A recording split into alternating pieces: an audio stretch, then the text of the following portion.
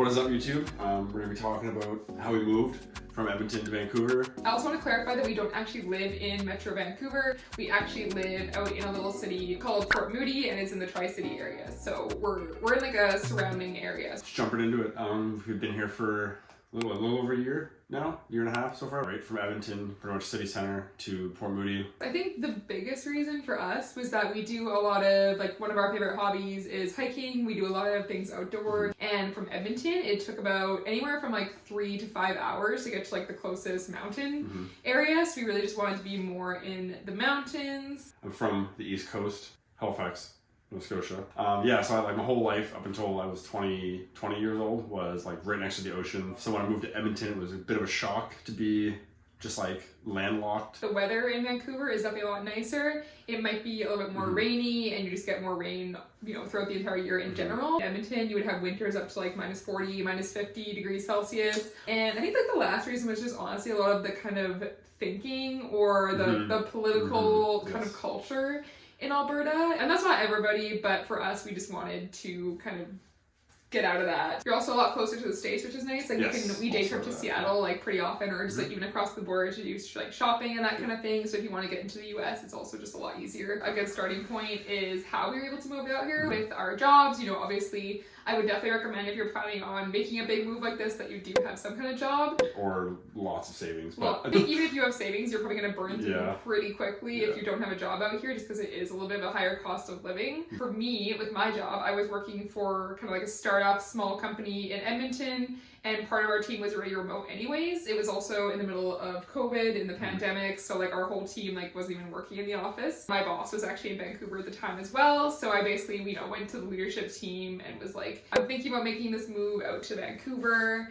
Is that something that would be possible, like, and like, you know, stay employed with the company? Thankfully for me, they were like just totally on board. After that, I actually left that job and ended up going like full-time freelance and kind of building my own marketing agency. So either way, I can still work remotely. Most of my clients are now in Vancouver anyways, so I kind of just started building the business here. So my job, I worked in Edmonton as like a lead hand at an industrial job. Right from when I met you, there was always that kind of like, we never really wanted to stay. We had nothing like tying us to Edmonton. So anyways, at my company, there's branches across Canada, and I'd found out that there was one in Maple Ridge, and that I guess people in the company had done transfer before. Like, me and her talked, and I was like, well, I may as well just ask. And I was able to transfer and keep my salary, seniority. I also want to say, I think we were in a pretty lucky situation, there being two of us, because two of us that were able to both keep our jobs and make the move. I honestly will admit that I wouldn't be able to live here if it weren't for having you. You can always have a roommate as well. You know, you don't have to just live on your own, because it's going to be a lot more expensive. It's definitely easier if you have like a partner or someone that you can kind of like split the costs with, and I think that's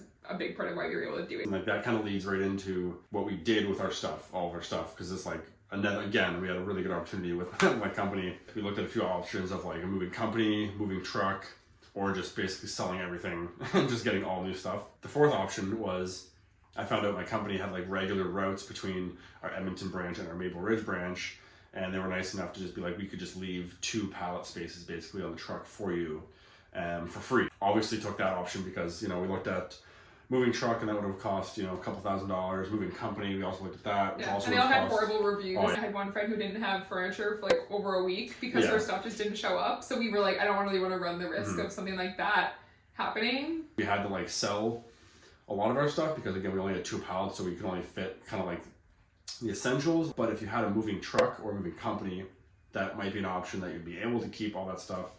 And just you'd have the extra space. One of the biggest questions we usually get is how we found a place to live. It can be very challenging to find a place to live, especially if you're out of province, because obviously you can't really go to like the showings unless you're flying or driving here for like a holiday or like vacation, and you're just gonna see places while you're here. So basically this is what I did. I would spend literally almost like an hour every day on like Facebook Marketplace, Craigslist, and Kijiji, and like other rental websites, just going back and forth, looking at rental listings, emailing people if I saw, you know, one that looked like it might be good for us. I don't know if we were looking at a certain price range, but like ideally under 2,000. And it was nice to have an extra bedroom too, since I do work from home. And that's also why we were looking at the Tri-City kind of area. Like we looked at Port Moody, Coquitlam, and Port Coquitlam. You can get more space space for less money compared to living right in like Vancouver proper, where you might be paying the same as we're paying here. We were in this Facebook group, which was specifically for people who are looking to rent in the Tri-Cities. I think it was called like, I'll put a picture of it up here. I just went in and made a post, and it was like a picture of me and Cody, and I was like, hey, you know, like an introduction, like we are this couple, we're moving from Alberta,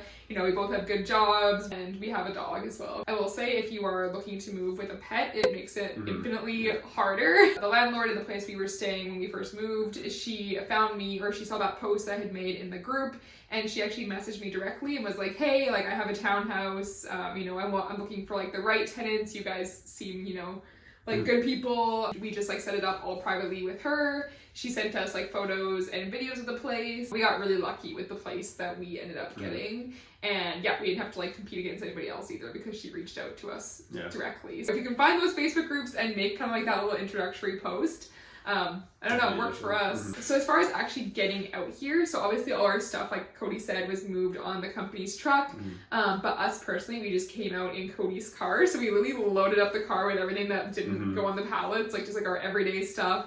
Our pets, we have a dog and a cat. Like our car was like stuffed to the max. You can see it in like our Port Moody moving day video. And we decided to like break up the trip over multiple days. I think we did Edmonton to Merritt, and then Merritt to Port Moody. And I guess like getting out here was just like the first part of the journey. Then there's the actually like, you know, getting set up and like adjusting to life when you get out here. I would definitely recommend, and this is one thing that we didn't do really well, is having savings. I mean, we had a little bit of extra money because obviously I had the money from selling my car, so that was like a couple thousand.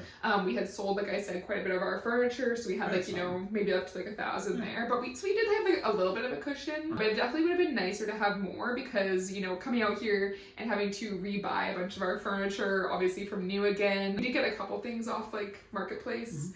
But most of the stuff we just were like, you know what, let's just buy it new. Also, the traffic is a lot worse. The upside is that the transit system is so much better set up than anywhere in Alberta. It pretty much goes everywhere. We also have the West Coast Express, which is basically a commuter train. So it goes from all the way out in Mission into Vancouver in like under 30 minutes every morning, and then it goes out in the afternoon. So that's for anybody that needs to like commute to work. A day pass for the SkyTrain, which also gets you access to like any buses or anything as well, is around $11. So I guess the last thing we want to talk about is just, you know, obviously like dealing with, you know, leaving like friends and people that you met behind, and then like also, you know, adjusting to Vancouver and making new friends and meeting people. As far as friends, it is definitely hard, but also like a lot of our friends have come to visit since we've moved here. Yeah, the first summer was pretty hectic. A lot of visitors the first summer. There's now really cheap airline flights like on like Flair, Lynx, or Swoop that you can really get like flights from Vancouver to Calgary or Vancouver to Edmonton under $100. It's easy for our friends to come visit, and we have gone back to visit as well. It's like this like stigma that people talk about where it's really hard to meet people in Vancouver,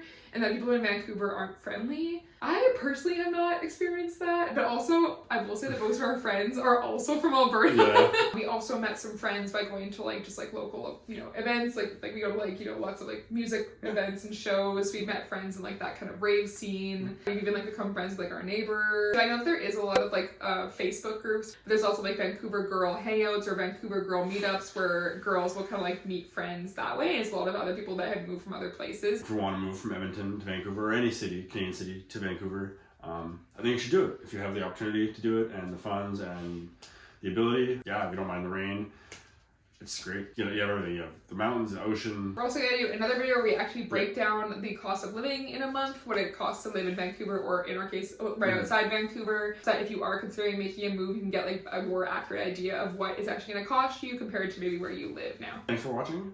If you have any questions about anything else, you can drop them down in the comments, and don't forget to like and subscribe. Like and subscribe.